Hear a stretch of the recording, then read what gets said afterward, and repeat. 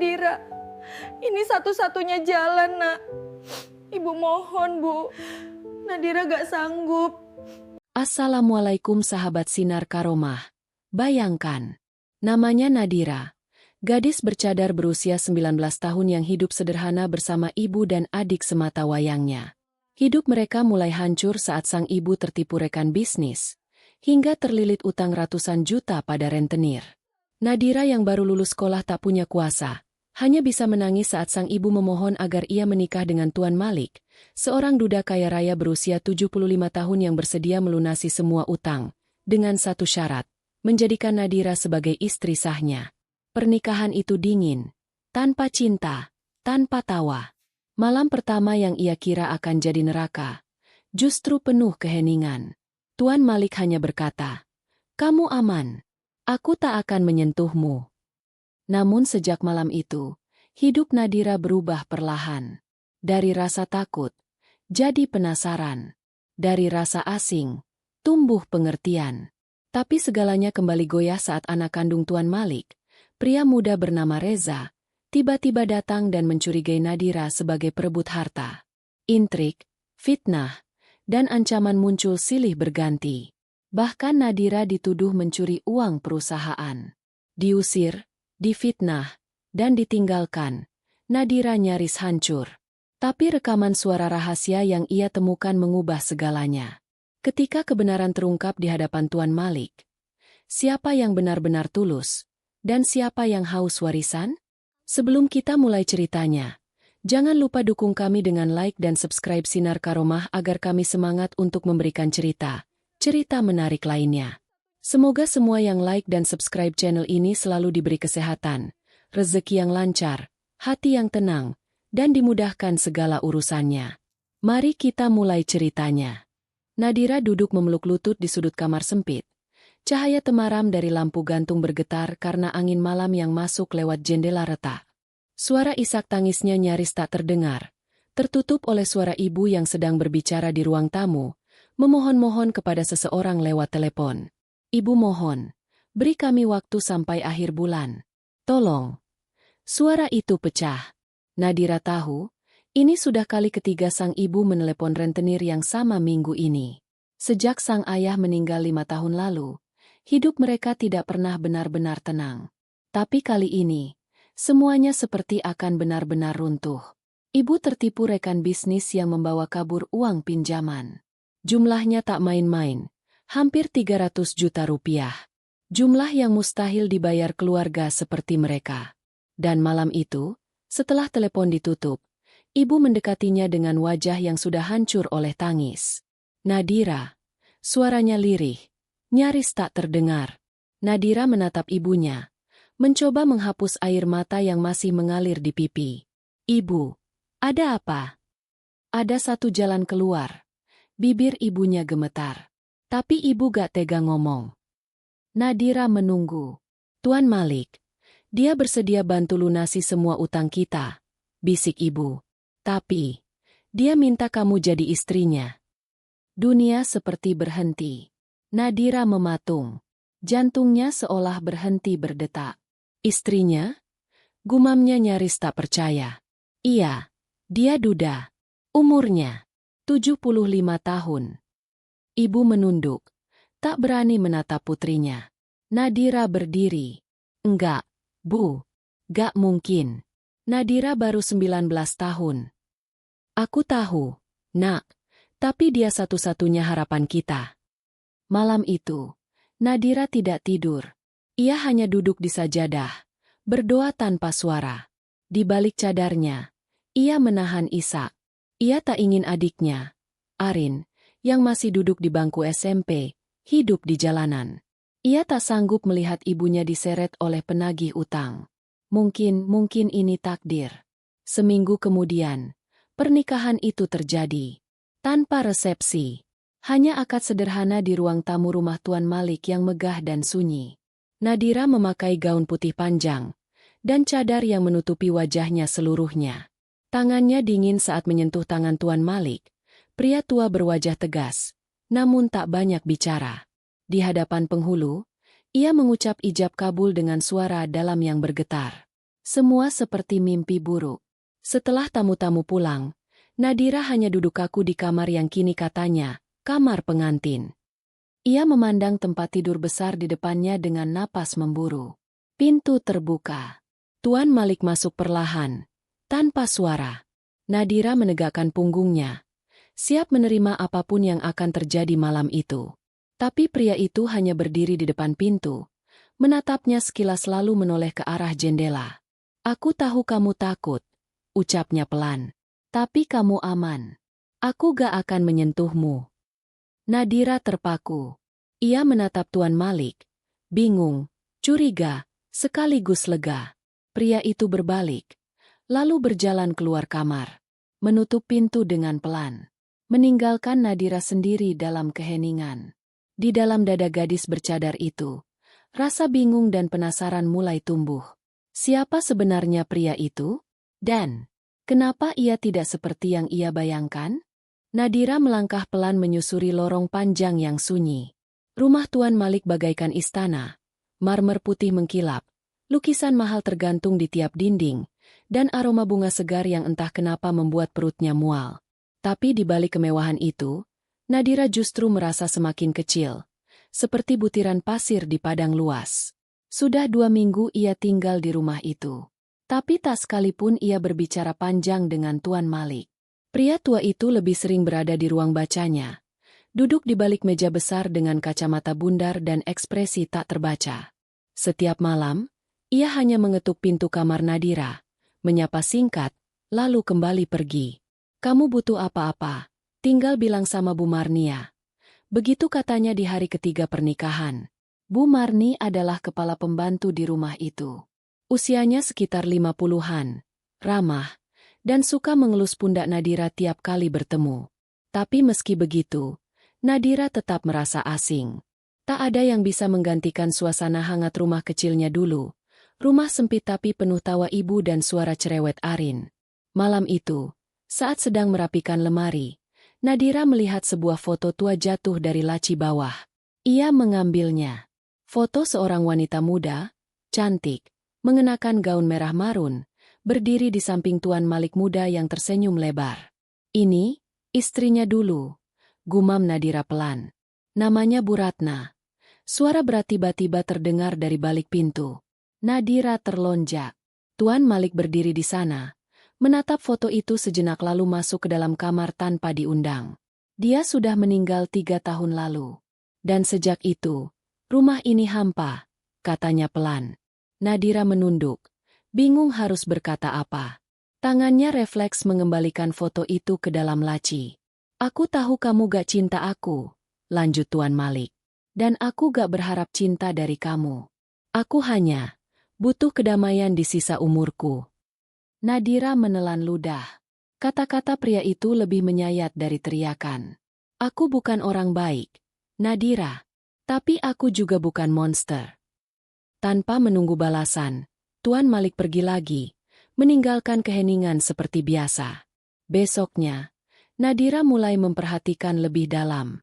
Ia sering melihat Tuan Malik duduk di taman belakang, memandangi langit kosong, memegang buku yang tak pernah ia buka. Kadang, Nadira merasa ada luka yang sangat dalam di dalam diri pria tua itu. Luka yang tak pernah sembuh.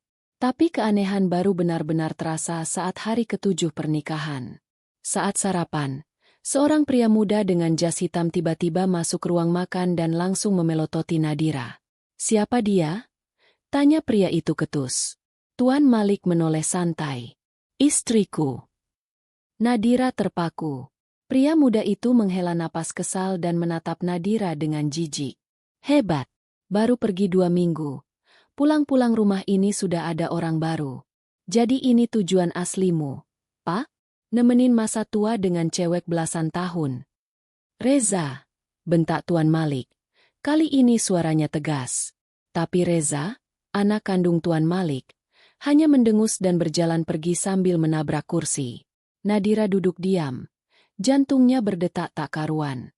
Ia baru sadar, hidupnya akan semakin rumit.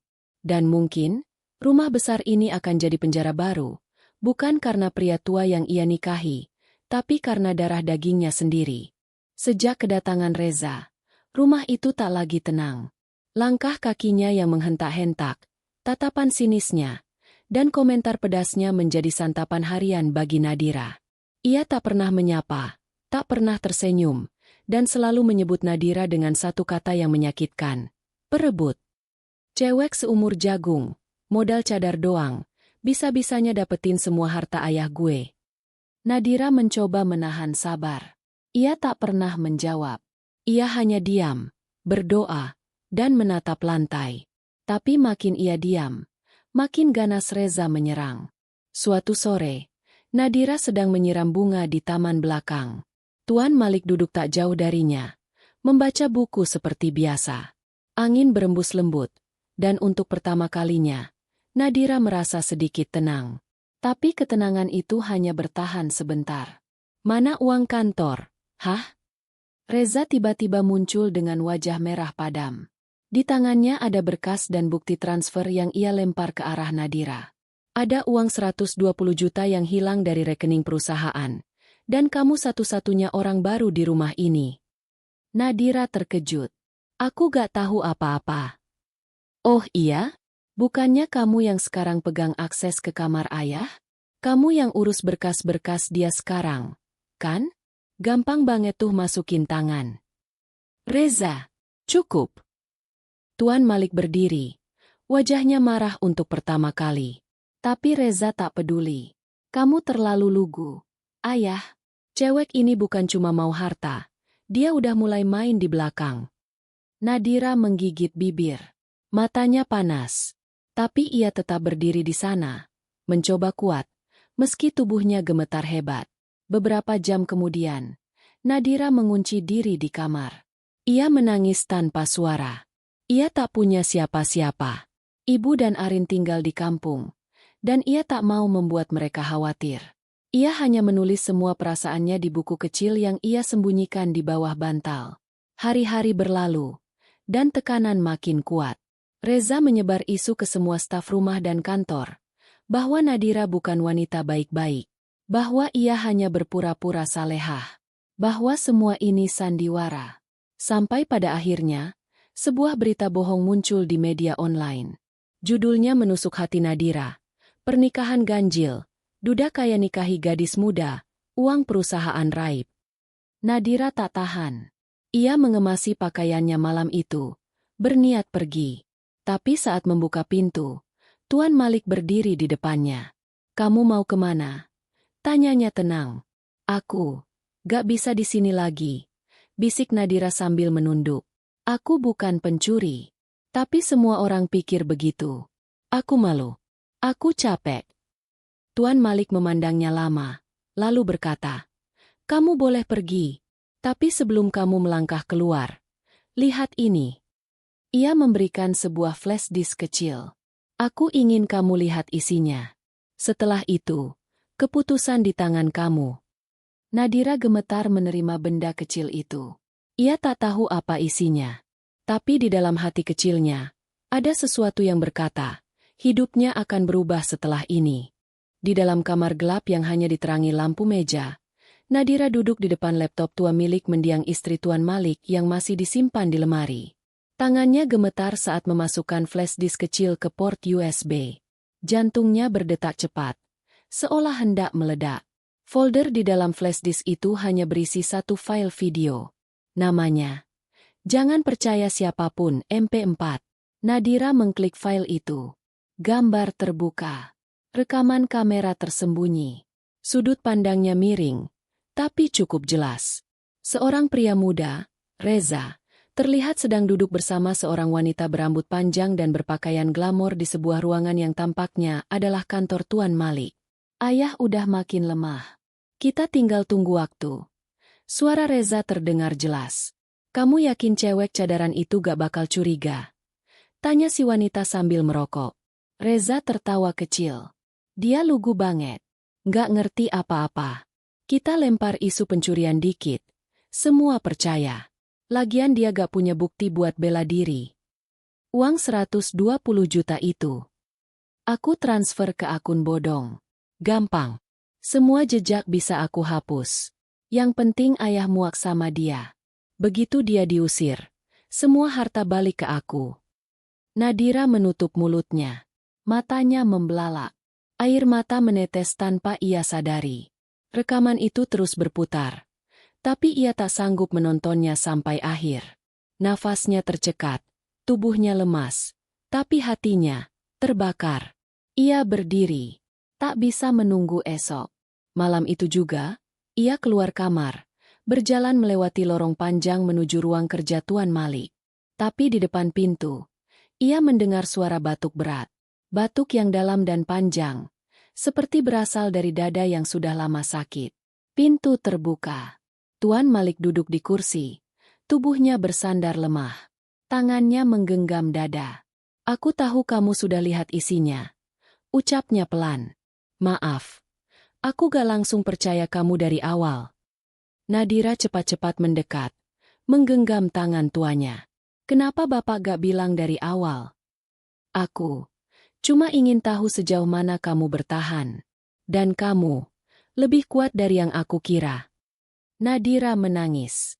Tapi kali ini, bukan karena takut, tapi karena marah, sakit hati, dan juga sedih melihat pria tua itu yang semakin lemah. Di balik ketegasannya, ternyata ia sedang melawan penyakit parah. Nadira baru sadar. Mungkin itulah alasan sebenarnya Tuan Malik tak pernah menyentuhnya. Ia hanya ingin ada seseorang yang menemaninya, dengan tulus, di sisa waktunya. Malam itu, Nadira tidur di kursi dekat tempat tidur Tuan Malik. Ia memegang tangan pria itu, dan berjanji dalam hati, ia akan membela kebenaran. Akan membersihkan nama baiknya. Akan membuktikan bahwa ia bukan gadis perebut harta, bukan pencuri, bukan pembohong. Dan yang paling penting, ia akan melawan Reza. Esok pagi, Nadira pergi ke kantor notaris keluarga bersama Bu Marni. Ia membawa rekaman itu, serta semua bukti keuangan yang bisa ia kumpulkan semalam. Ia tahu, pertarungan belum selesai. Tapi kali ini, ia tak sendiri. Ia punya kebenaran di tangannya. Gedung notaris itu berdiri megah di tengah kota. Tapi pagi itu terasa seperti medan perang bagi Nadira. Ia duduk di ruang tunggu, menggenggam flash disk di dalam sakunya erat-erat. Di sampingnya, Bu Marni terus mengelus punggungnya dengan lembut, memberi kekuatan tanpa kata. Beberapa menit kemudian, pintu ruang rapat terbuka. Nadira dipersilakan masuk.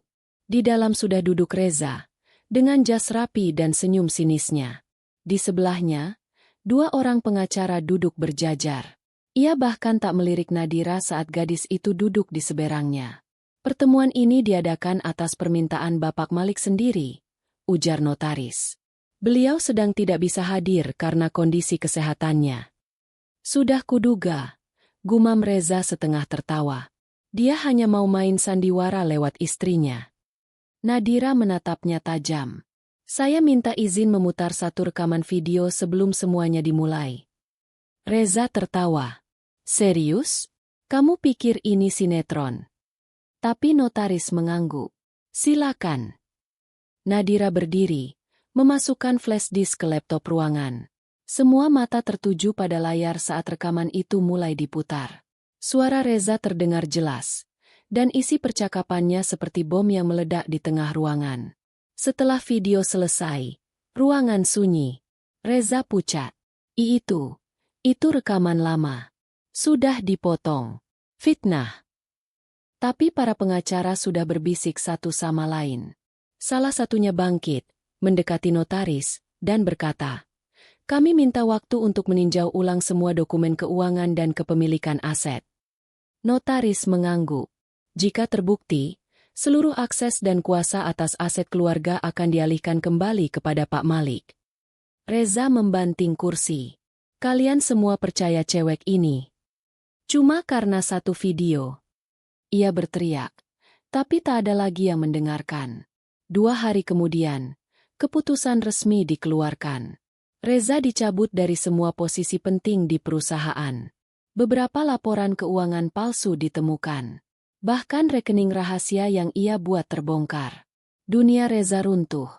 Dan Nadira berdiri tegak di tengah runtuhan itu.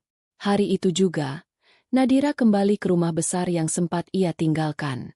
Tapi kali ini bukan sebagai istri yang diragukan, melainkan sebagai seseorang yang telah menyelamatkan kehormatan suaminya. Ia masuk ke kamar, menemukan Tuan Malik sedang berbaring, pucat, tapi dengan senyum lembut di wajahnya. "Kamu pulang," bisik pria tua itu. Nadira menggenggam tangannya. "Saya sudah bersihkan semua fitnah, Pak. Reza sudah tahu semuanya."